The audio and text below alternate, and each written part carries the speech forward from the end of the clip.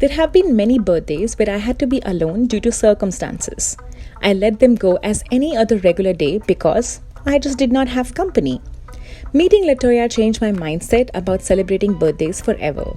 She taught me that this is yours. So no matter what, in a small or a grand way, one needs to definitely celebrate their birthdays.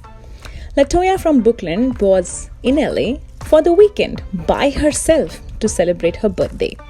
Sometimes schedules, sometimes willingness, and sometimes the need of personal space keeps us away from our loved ones. And more often than we want to admit, a no chaos zone would just be what we need.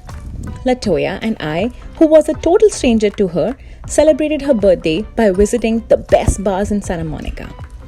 Latoya spoke to me about her life in Brooklyn, the difference she feels between LA and New York City, the common love for pasta, and how both our moms worry about us living ourselves in two of the biggest and the craziest city in the world.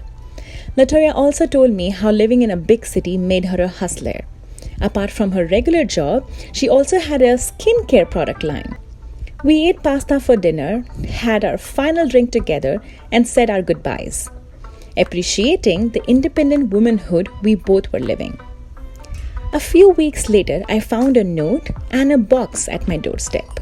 Latoya had remembered me and sent a sample of her skincare line. Moments like these make me feel about the person I am becoming. I make several mistakes every day, but I also try to make changes and be a better person every single day.